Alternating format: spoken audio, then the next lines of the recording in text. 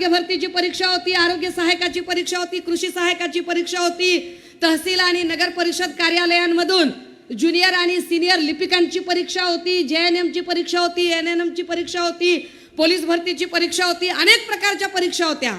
70 प्रकारच्या परीक्षा झाल्या. 70 प्रकारच्या परीक्षांमधून 65 प्रकारच्या परीक्षांचे पेपर फुटले. 65 प्रकारच्या परीक्षांचे.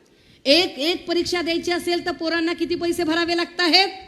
एक परीक्षा द्यायची असेल तर एक फॉर्म साधारणतः 1000 रुपये त्याचं चलन भरावं लागतं. कम्प्युटरवर गेल्यानंतर तो माणूस 200 रुपये घेतो आणि परीक्षेचा वेगळा खर्च, अभ्यास आणि मेस वगैरे या सगळ्या गोष्टींचा वेगळा खर्च. म्हणजे साधारणतः जर 5000 पोलीस भरतीच्या जागा निघाल्या तर त्याच्यासाठी तब्बल 13 लाख पोरांनी अर्ज भरले. म्हणजेच 1000 गुणिले 13 लाख पैसे किती झाले बघा. गेले कुठे? चलन गेलं कुणाकडे. अशाच पद्धतीने तलाठी आणि आरोग्य भरतीच्या परीक्षांच्यासाठी लाखो पोरांनी अर्ज भरले.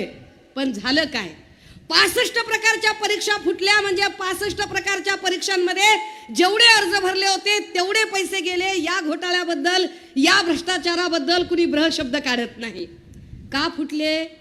पेपर फुटले कारण ही सगळी परीक्षा पद्धती एका खाजगी वेंडरच्या हातात दिली होती.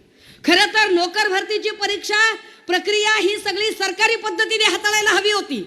ती राज्य लोकसेवा आयोग अर्थात MPSC कडून हाताळायला हवी होती. पण ही सगळी प्रक्रिया खाजगी वेंडर पद्धतीला दिली. वेंडर आणि ठेकेदारांनी आपापल्या सोयीने ते परीक्षेचे पेपर सोयीस्कररित्या फोडायचे आणि आपले पैसे कमवायचे. वेंडर कोण होता? टेंडर कुणाला दिलं होतं? टेंडर दिलं BVG क्रिस्टल कंपनीला. BVG क्रिस्टल कंपनी कुणाची? प्रसाद लाडची. प्रसाद लाड कुणाचे? देवेंद्र फडणवीसांचे. देवेंद्र फडणवीस कुणाचे? भाजपाचे. भाजपा कुणाची? अदानीची.